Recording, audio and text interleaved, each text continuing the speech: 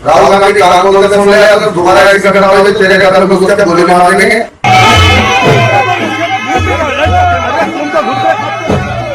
पिछले 24 घंटे में 2 खबरें ऐसी आई जिसने देश भर को चौंका दिया। देश की संसद में लोकसभा में नेता प्रतिपक्ष राहुल गांधी को घर में घुसकर गोली मारने वाली अभी जो आपने वीडियो देखी, ये कोई सामान्य बात नहीं है। इस देश में कांग्रेस ने आरोप लगा दिया है कि नए गोडसे पैदा किए जा रहे हैं। ये देश के लिए सामान्य है क्या? क्या विपक्षी दल के नेताओं को इस तरह से हैंडल करेगी बीजेपी? क्योंकि जिस व्यक्ति ने खुलेआम धमकी दी है उसका भाजपा से गहरा नाता है। वहीं दूसरी खबर इस बात के लिए चौंका देगी कि भाजपा में अगर कोई दलित पिछड़ा मुख्यमंत्री भी है तो शव यात्रा निकलेगी। मैं बात कर रहा हूं मध्य प्रदेश के मुख्यमंत्री मोहन यादव की, जिनकी भाजपा के लोगों ने ही शव यात्रा निकाल दी। अब आप क्या करेंगे? और भाजपा अपने मुख्यमंत्री का बचाव करने के लिए एक प्रेस कॉन्फ्रेंस नहीं कर पा रही, एक बयान नहीं दे पा रही। क्या भारतीय जनता पार्टी के दलित पिछड़े ऐसी ही हैसियत में रहेंगे जैसा मोहन यादव के साथ हो रहा है? इन दोनों खबरों को विस्तार से जानना जरूरी है। सबसे पहले फिर से इस वीडियो को देखिए जो बहुत दिक्कत तलब है। इसका छोटा सा टुकड़ा हम दिखा रहे हैं। ये बहुत खराब वीडियो है, हिंसक है, नफरती है। लेकिन इतनी हिंसा और नफरत इस देश में भरी किसने? इस देश की राजनीति में जिससे लोग सहमत असहमत होते थे, उनसे सवाल करते थे। लेकिन ये क्या दृश्य बन रहा है भारत में कि ओम बिड़ला, उनका अपमान कर दिया कांग्रेस के कुछ सांसदों ने, उनके चैम्बर में घुस करके सख्त व्यवहार कर दिया। उसके बाद क्या इस तरह की धमकी ओम बिड़ला के चहेते नेता ने खुद पब्लिक में आकर दे दी कि अगर 24 घंटे के अंदर, उसकी धमकी सुनिए, अगर 24 घंटे के अंदर ये नहीं हुआ तो घर में घुसकर मारेगा। सुनिए। जिस प्रकार से भारत की संसद में कांग्रेस के 25 सांसदों ने घुसकर श्रीमान लोकसभा अध्यक्ष ओम बिड़ला से जो गाली गलौज करी है, उसकी हम सभी भारतीय जनता पार्टी के कार्यकर्ता, करनी सेना के कार्यकर्ताओं में काफी रोष भी आते हैं। दोबारा ऐसी घटना हुई उन सांसदों के घर में घुसकर हम तोड़फोड़ करेंगे। और मुझे लगता है कि राहुल गांधी का आदेश पर यह घटना हुई है। राहुल गांधी कान खोल कर सुन ले, अगर दोबारा ऐसी घटना हुई तो तेरे घर में घुसकर गोली मार देंगे। इस छोटे से टुकड़े को सुनने के बाद आप समझ गए होंगे कि यह कितनी हिंसक और नफरती बात है। सबसे पहले तो मैं इस देश के उन तमाम नौजवानों को गुजारिश करता हूं, तुम्हारी महबूब पार्टी भाजपा भले हो, तुम्हारे महबूब नेता मोदी, शाह, योगी इस तरह के भले हो, तुम हिंसक मत बनो। ये नफरत है, तुम्हारे भविष्य को बर्बाद कर देगी। और जब बर्बादी हो रही होगी तो इनमें से कोई नेता तुम्हें बचाने नहीं आएगा। इस तरह की हिंसा में मत फंसो। किसी की हिंसा नहीं होती। लेकिन जरा इसका परिचय जान लीजिए। यह शख्स जो वीडियो बना रहा है, इसका नाम सोशल मीडिया पर बताया गया है राज सिंह आमेरा, जिसने पीछे जो तस्वीर लगाई थी उसमें मोदी जी से हाथ मिला रहे हैं ओम बिड़ला। यानी इसके महबूब नेता कौन? नरेंद्र मोदी। इसके दूसरे महबूब नेता कौन? ओम बिड़ला, बीजेपी के। गले में पट्टा किसका? बीजेपी का। क्या बीजेपी इस तरह से इस देश को नफरत की आग में झोंकना चाहती है? क्या भारतीय जनता पार्टी अपने विपक्ष के नेताओं के प्रति यही राजनीतिक व्यवहार रखना चाहती है? क्या भारतीय जनता पार्टी यह नहीं जानती कि ममता बनर्जी या स्टालिन या बाकी जगह पर अगर कोई विपक्ष का नेता कोई थोड़ा सा कुछ दाएं बाएं कर दे तो कैसे ये लोग रोड पर कहते हैं कि लोकतंत्र की हत्या हो गई, और यहां हत्या की धमकी दी जा रही है। इसी बात की गंभीरता को अगर आप नहीं समझेंगे तो कैसे समझेंगे कि भाजपा ने इस देश की राजनीति को इतने रसातल में पहुंचा दिया कि राहुल गांधी के निजी अपमान, अखिलेश यादव के निजी अपमान, तेजस्वी से लेकर हेमंत सोरेन, ममता बनर्जी से लेकर अरविंद केजरीवाल, स्टालिन से लेकर के विपक्ष के तमाम नेताओं के चरित्र हनन, और उसमें भी अगर कोई दलित पिछड़ा है तो उसको किस हद तक ये नफरत, हिकारत और अपमान से देखते हैं। ये नया चरित्र बीजेपी ने पैदा कर दिया है। क्या भारतीय जनता पार्टी अब इस तरह से घर में घुसकर गोली मरवाने की बात करेगी? अभी जब मैं वीडियो शूट कर रहा हूं तब यह खबर आ रही है कि उस आरोपी को गिरफ्तार किया गया, लेकिन उस मनस्थिति को और ऐसी मानसिकता को पैदा करने वालों को कब गिरफ्तार कर पाओगे जो ऐसे नौजवानों को पैदा कर रहे हैं? कभी कोई मजहब और धर्म के नाम पर हिंसा कर रहा है और कभी कोई राजनीति के नाम पर हिंसा की बात कर रहा है। यह मानसिकता भरी किसने? यह देश को इस दिशा में ले कौन जा रहा है? जरा सोच कर देखिएगा कि यह लोकतंत्र के लिए कितना शुभ है। आप अखिलेश यादव विपक्ष के नेता हैं, एक बार अखिलेश यादव कोई ट्वीट कोई पोस्ट करते हैं, जरा नीचे पढ़ लीजिए कमेंट। कितनी नफरत भाजपा वालों ने भर दी है, कितनी नफरत ये विपक्ष के नेताओं से कराते हैं। और राहुल गांधी, अखिलेश यादव ऐसे नेताओं पर तो इन्होंने करोड़ों रुपए खर्च किए इनकी इमेज को खराब करने के लिए, फिर भी इन्होंने बैसाखी पर ला दिया बीजेपी को, और अब वो इस तरह की हिंसा का इस्तेमाल करेंगे। यह बहुत अशोभनीय है। सुनिए कांग्रेस पार्टी ने इस पर गहरी आपत्ति जताते हुए क्या कहा। मैं पूछना चाहती हूं ओम बिरला जी से, ये लफंगा जो अपने आप को करणी सेना का बता रहा है, ये अपने आप को आपका समर्थक बताता है। आपको इस वीडियो पर कोई आपत्ति नहीं है? इस सरकार के गृह मंत्री क्या कर रहे हैं? खुलेआम सांसदों को, नेता प्रतिपक्ष को गोली से मार देने की धमकी एक सिरफिरा लफंगा बैठकर दे रहा है, और सुई टपक सन्नाटा है सत्ता में।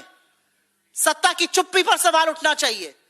और मैं आज जानना चाहती हूं, आप में से कुछ मेन स्ट्रीम मीडिया के साथी यहां बैठे हैं, कितने शोज आज होंगे, कितने डिबेट्स आज होंगे इस भाषा पर, सरकार की चुप्पी पर, सरकार की कोई कार्रवाई ना करने पर। और मैं फिर से कह रहा हूं कि यही नेता विपक्ष के जो SC ST OBC हैं, उनकी हालत क्या है?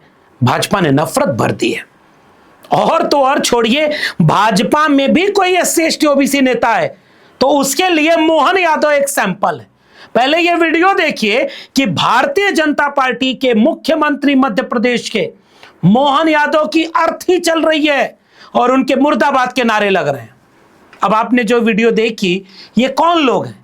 ये लोग वो लोग हैं जिनकी महबूब पार्टी कांग्रेस नहीं है। ये लोग जो मोहन यादव की अर्थी निकाल रहे हैं, इनके महबूब पार्टी समाजवादी पार्टी नहीं है, इनकी महबूब पार्टी भारतीय जनता पार्टी है। ये RSS के पसंदीदा लोग हैं। 99% ये उनके आदमी हैं। और आज ये मोहन यादव की अर्थी क्यों निकाल रहे हैं पता है? क्योंकि विपक्ष के दबाव में, OBC महासभा और तमाम सामाजिक संगठनों के दबाव में मोहन यादव की सरकार ने सर्वसम्मत से एक फैसला ले लिया कि मंडल आयोग की सिफारिश के मुताबिक 27% आरक्षण पूरे देश में लागू है। मध्य प्रदेश में क्यों लागू नहीं है, जिसमें कांग्रेस और भाजपा दोनों शामिल थे?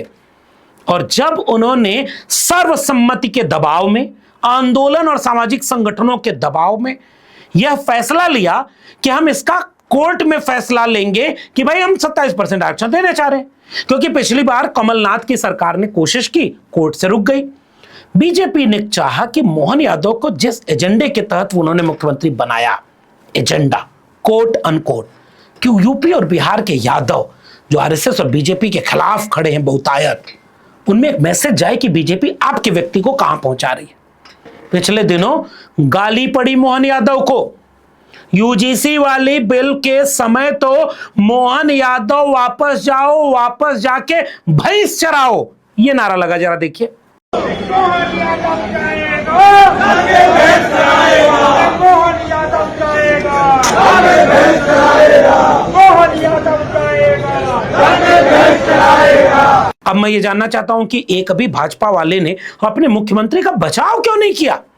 अरे भाई, उनके मुख्यमंत्री हिंदू हैं, उनके मुख्यमंत्री RSS के हैं, उनके मुख्यमंत्री यादव हैं क्या? नहीं, वो हिंदू हैं, क्योंकि जाति में तो RSS और बीजेपी देखती नहीं। और मोहन यादव को भैंस चराने की अपमानजनक गालियां दी जा रही थी। भाजपा वालों ने एक प्रेस कॉन्फ्रेंस नहीं की। क्यों है भाजपा ने अपने मुख्यमंत्री को बचाया नहीं? भाजपा ने अपने मुख्यमंत्री को क्यों नहीं बचाया जब ये शव यात्रा निकाली जा रही है? ये सवाल तो लोग पूछेंगे। और एक पुराना भाषण जिसकी वजह बताई जा रही है, जरा देखिए। मोहन यादव कह रहे हैं 27% आरक्षण डंके की चोट पर हम दिलवाएंगे। हम डंके की चोट कह रहे हैं 27% आरक्षण के लिए हम निश्चित रूप से देने वाले हैं। और हमारे कई विभागों के अंदर जहां स्टे नहीं था, हमने 27% ऑलरेडी आरक्षण दे दिया है। अब इसके पीछे का खेल समझिए। ऐसा नहीं है कि मोहन यादव पिछड़ा हितैषी हो गए, ये तो दबाव कुछ और है। कोर्ट में पैरवी कौन कैसे कर रहा है? क्या मध्य प्रदेश सरकार ने कोर्ट में वाजिब पैरवी की?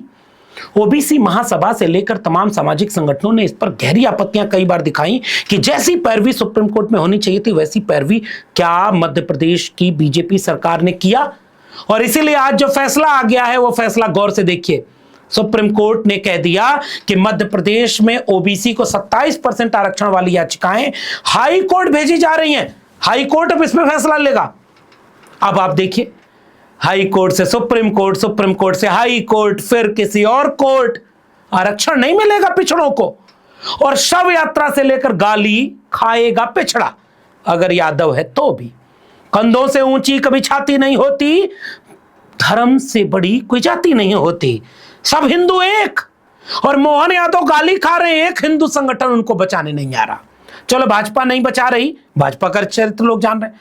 ये हिंदू राष्ट्र बनाने वाले कहां हैं? ये बेचारे मोहन यादव 27% ओबीसी को संवैधानिक आरक्षण देने की बात कर रहे हैं, गाली खा रहे हैं। शव यात्रा निकाली गई है, शव यात्रा हिंदुओं ने निकाल दी, हिंदू की शव यात्रा।